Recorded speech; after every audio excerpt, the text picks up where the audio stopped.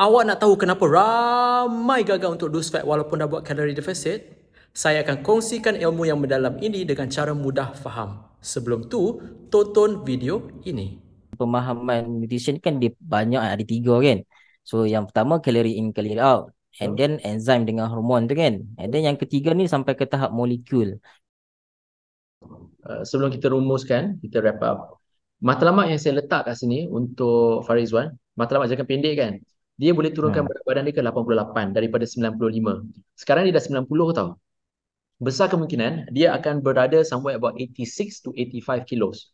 Kalau you konsisten lah, kalau tak lalai, cabaran semua boleh lalui, then 86, 85 tu memang boleh capai. Maknanya you turun 10 kilo tau. So just be consistent, follow je punya plan. Kalau you nak lebih aktif, as in like nak bergerak lagi banyak, teruskan. Tak wajib bersenam, tapi kalau saya galakkan you bergerak lagi banyak. Itu je. Daripada segi hydrate, maksudnya Baik. kalau someone tu dia minum tak cukup, so dia akan effect tak daripada segi, macam coach katakan, pemahaman pemahaman nutrition kan dia banyak, ada tiga kan. So yang pertama calorie in calorie out, and So, then enzyme dengan hormon tu kan, and then yang ketiga ni sampai ke tahap molekul, uh, molekul structure tu sendiri kan. So saya nak tahu daripada segi proses molekul tu, macam mhm. mana dia jadi apa ni, ada tak efek dia kalau kita minum air kurang, and then Uh, lemak tu susah nak turun disebabkan lemak tu susah nak pecah, tak ada kekurangan air ke apa ke, okay. daripada segi molekul tu sendiri. Soalan you sangat mendalam. Tak salah you Okay. tanya benda ni. So, macam saya kata, dalam molekul structure adalah struktur. Dalam protein, dalam lemak, dalam karbohidrat ada struktur. Sel badan kita atau sel lemak kita pun ada struktur je.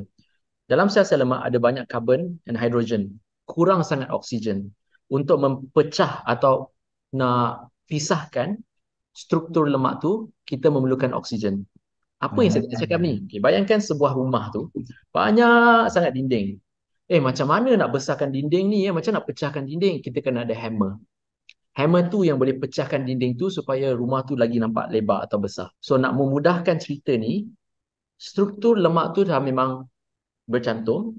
Nak pisahkan struktur lemak tu, you kena ada oksigen di situ. So oksigen boleh Oh. masuk dari dua cara. Satu, daripada you bersenam, you inhale, exhale, you dapat oksigen. Oksigen tu dapat memisahkan. Tapi susah. Oh.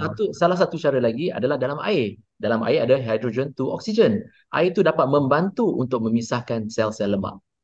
Nampak tak guys? That's why saya Okay, kata faham. kalori bukan jawapan dia. Minum air untuk pecahkan dinding lemak? Apa Coach Ken mengarut ni? Kalau you all nak tahu, lemak yang tebal kat badan awak macam dinding tu dipanggil triglyceride. Dan ia disimpan di dalam sel lemak badan awak.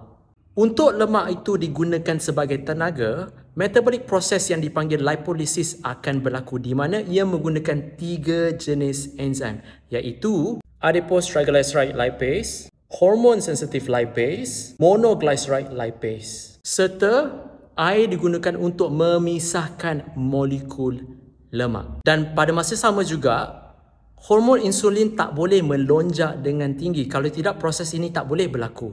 Dengan lebih mudah nak faham, kalau awak buat defisit, lepas tu awak seseorang yang memang tak suka minum banyak air sebab malas nak pergi ke tandas, dan pada masa sama juga gula dalam darah awak tinggi lampai sebab awak suka makan coklat, aiskrim dan seumpama, susahlah badan awak nak menggunakan lemak sebagai tenaga. By the way, ramai sangat rakyat Malaysia mempunyai kekurangan dari segi hormon sensitif lipase. That's why badan mereka pun susah nak menggunakan lemak sebagai tenaga. Also dalam video ni saya ada bagi tahu ilmu nutrition terbahagi kepada tiga: calorie counting, hormon enzim dan juga molekul structure. Just nak share dengan you all, badan manusia mempunyai lebih 1,300 enzim dan 50 jenis hormon.